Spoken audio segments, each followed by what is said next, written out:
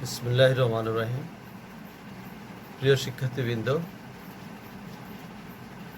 আশা করি তোমরা ভালো আছো।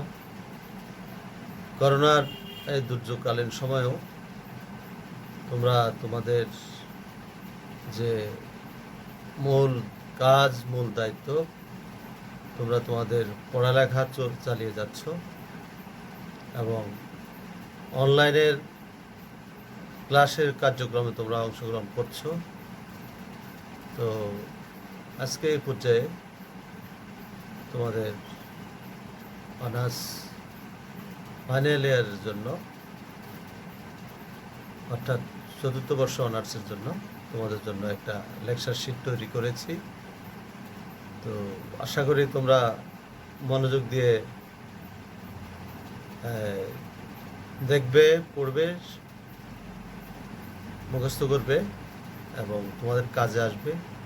এবং তোমাদের এই বিষয় খুব কঠিন, এই বিষয়টা বেশি করে পড়তে হবে এবং এই বিষয়ে ফার্স্ট ইয়ার থেকে এই পর্যন্ত এই বিষয়ের সাথে সম্পর্কিত তোমরা নয়, এটা নতুন সাবজেক্ট। দক্ষিণ পূর্ব এশিয়ার ইতিহাস, তো সেখান থেকে আজকে আলোচনা করছি।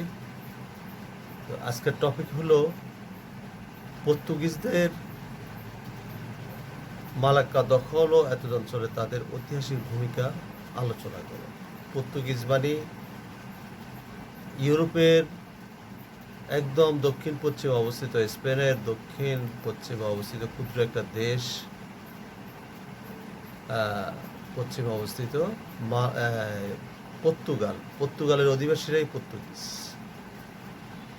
এক সময় এই পর্তুগিজ জলদস্যুদেরকে আমরা ফিরিঙ্গি নামে অভিহিত করতাম।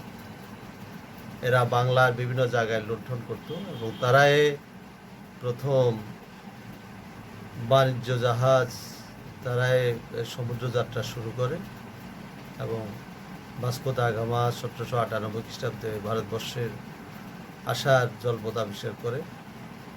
তো 1798 আগে, কিন্তু এর আগে স্পেনীয় রাজা রানীর নির্দেশে কলম্বাস 1792 খ্রিস্টাব্দে আমেরিকা আবিষ্কার করে।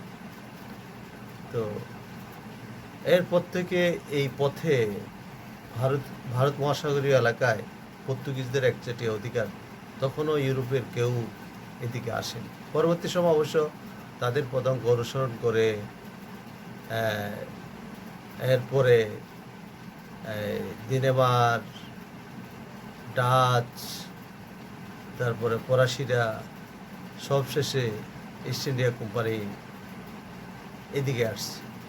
তো আজকে আমাদের আলোচ্য বিষয় পর্তুগিজরা কিভাবে মালাক্কা দখল ও এতদ অঞ্চলের ঐতিহাসিক ভূমিকা আলোচনা করো। মালাক্কাটা হলো মালয়েশিয়া, ইন্দোনেশিয়ার যে মধ্যবর্তী যে মালাক্কা প্রণালী, এবং মালাক্কা এটা খুব গুরুত্বপূর্ণ এবং চীনে যেতে হলে এই রাস্তা দিয়ে, এই পথ দিয়ে যেতে হয় এবং এটার ভৌগোলিক এবং ঐতিহাসিক খুবই গুরুত্বপূর্ণ জায়গা এটা। তো আমরা এখন পড়ার দিকে যাচ্ছি। পর্তুগিজরা দুটো লক্ষ্য নিয়ে এশিয়ার দক্ষিণ পূর্বাঞ্চলে আগমন করে। প্রথমত ক্যাথলিক মানে রোমান ক্যাথলিক ধর্মপ্রচার, দ্বিতীয়ত মশলা পরিচালনা করা, কারণ ইউরোপে তখন মশলা পাওয়া যেত না, গরম মশলা, বিশেষ করে দারুচিনি, এলাচি, জায়ফল, লবঙ্গ, তারপরে এই সকল মশলাগুলো। তো এবং এই মশলাগুলো ইউরোপের বাজারে, কারণ ইউরোপের তো শীত প্রধান দেশ, বছরের 8 মাস বরফাচ্ছন্ন থাকে। তো তারা তাদের, তখনও তো ফ্রিজ আবিষ্কার হয় নাই, তারা মাংসকে মশলা দিয়ে,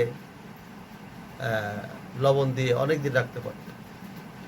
তো যাকে মশলার বাজার ইউরোপে খুব চড়া ছিল। দ্বিতীয়ত মশলা ব্যবসা পরিচালনা করা, এই উদ্দেশ্য সাধনের জন্য তাদের মধ্যে ইসলামের বিরোধিতার মনোভাব ঐতিহাসিক কারণে প্রবল হয়। প্রথমত স্বদেশে তাদের মধ্যে এক প্রকার জাতীয় চেতনার উন্মেষ হয় স্পেনীয় মুসলিম বিতরণের মধ্যে দিয়ে, কারণ 1400 92 খ্রিস্টাব্দে স্পেনের দুর্বল শাসক গ্রানাডার শাসক আবু আবদুল্লাহ বুআবদিলকে স্পেনের রাজা ফার্ডিনান্ড এবং তার স্ত্রী বা রানী ইসাবেলা তারা গ্রানাডার জামা মসজিদে নির্মমভাবে আগুন লাগিয়ে তাদেরকে হত্যা করে, অন্যদেরকে তারা তাড়িয়ে দেয়। তো এবং 700 বছর স্পেন মুসলমানদের দখলও ছিল। তো পর্তুগালও এক সময় স্পেনের মুসলিম স্পেনের দখলে ছিল।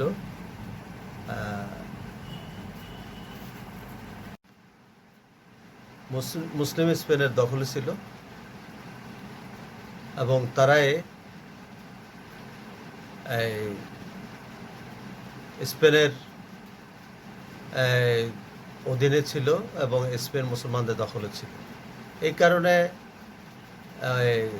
তারাও মুসলমানদের বিরুদ্ধাচরণ করে, কিন্তু মুসলমানরা তো সেখানে এটাকে কলোনি হিসাবে প্রতিষ্ঠা করেনি, ওইখান থেকে ধন সম্পদ লুণ্ঠন করেনি বা নিজ দেশেও আনেনি, সিরিয়া দামেস্কে আনেনি, এবং ওই দেশের মাটি মানুষকে তারা ভালোবেসে থেকে গেছে এবং কোনো খ্রিস্টানকে তারা অত্যাচার করেনি। তারপরেও তারা মুসলমানদেরকে ঘৃণার চোখে দেখে। যাক, আমরা ওদিকে এখন যাচ্ছি না।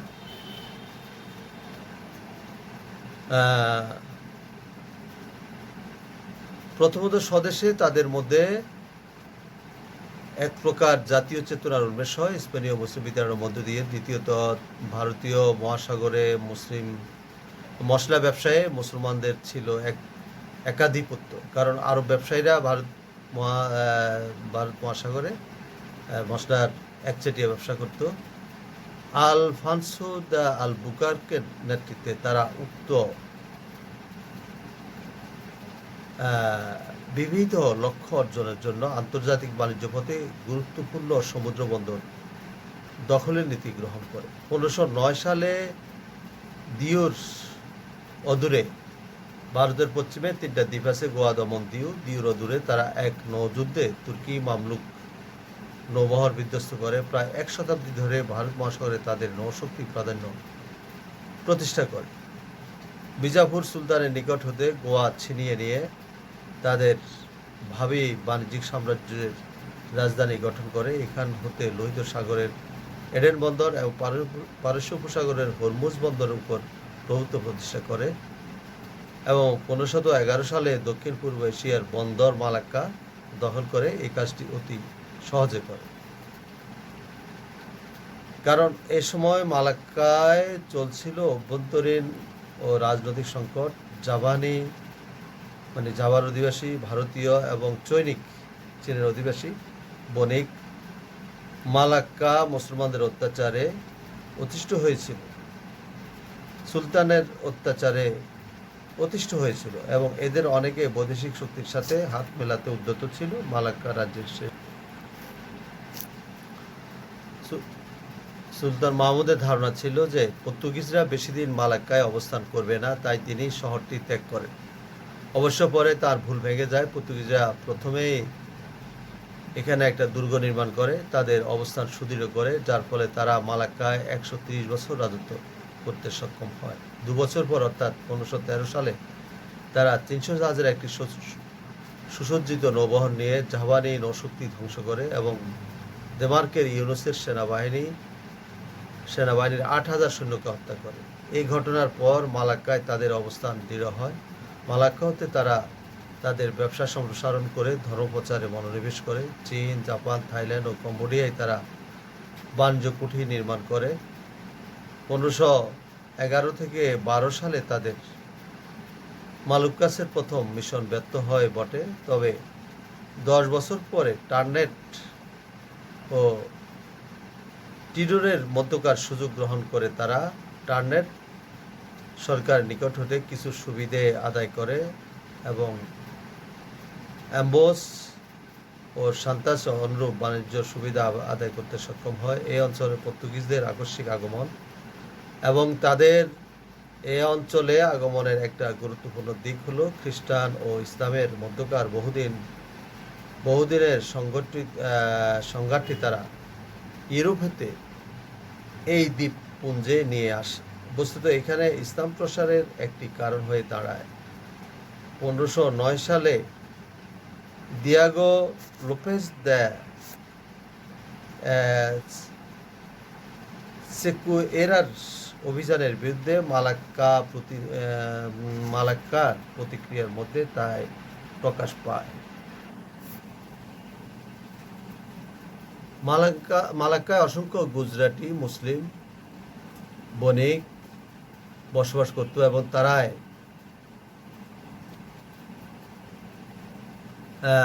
বেন্দাহারা মালাক্কার উপকূলের পর্তুগিজদের কার্যকলাপ সম্পর্কে অবহিত করে।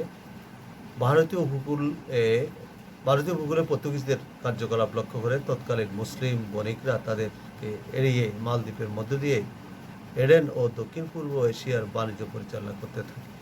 এই কারণে পর্তুগিজরা আরও পূর্বাঞ্চলে অভিযান চালার জন্য প্রলুব্ধ হয়। পর্তুগিজদের মালাক্কা দখলের তাৎক্ষণিক ফল দাঁড়ায় যে মুসলিম বণিকরা আছের দিকে ঝুঁকে পড়ে এবং আছে ও চুরি আন্তর্জাতিক বাণিজ্য কেন্দ্রে পরিণত হয় এবং দ্বীপপুঞ্জের একটি শক্তিশালী নগর রাষ্ট্রে পরিণত হয়। পর্তুগিজরা যত ইসলামের বিরুদ্ধে অভিযান চালায়, পর্তুগিজদের বাণিজ্যিক প্রতিযোগিতা প্রতিহত করতে ইচ্ছুক সকলে ততই ইসলামী ঝান্ডার তলে সমবেত হতে থাকে। জাভায় মাজাপাহিত হিন্দু রাজার সাথে পর্তুগিজরা একটা চুক্তিপত্রে স্বাক্ষর করে এবং 5 বছর পর সেখানে তারা বাণিজ্য কুঠি তৈরি করতে এসে দেখে যে ডেনমার্কের সুলতান রাজা মাজাপাহিত রাজাকে পদানত করেছে এবং পূর্ব জাভায় পর্তুগিজরা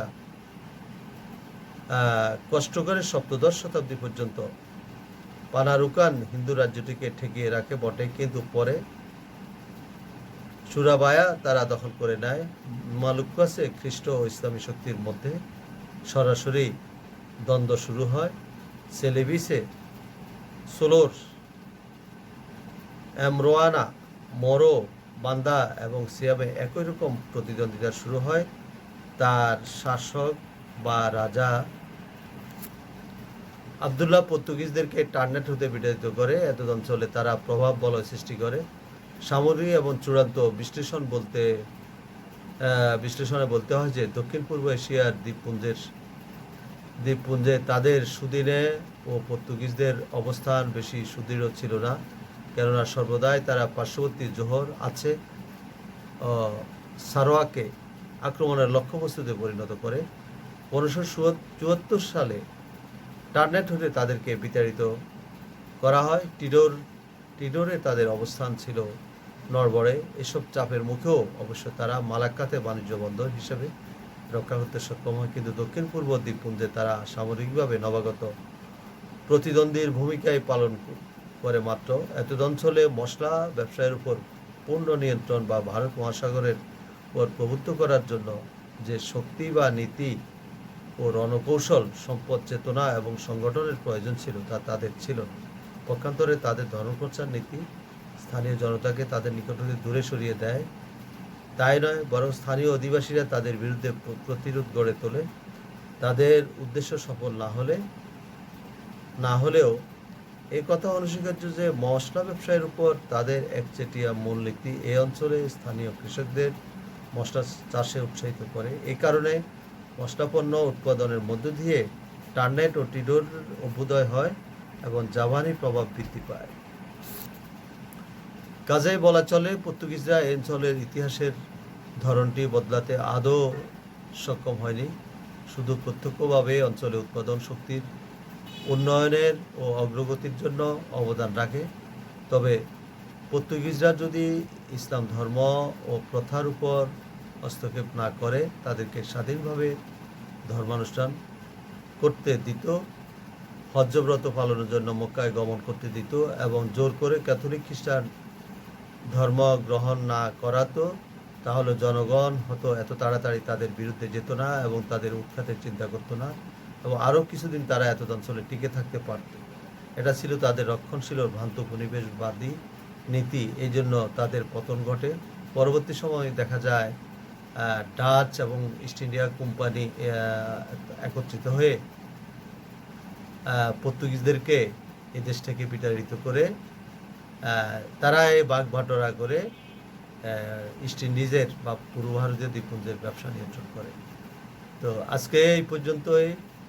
ইনশাল্লাহ আগামী ক্লাসে তোমাদের জন্য অন্য লেকচার নিয়ে হাজির হব।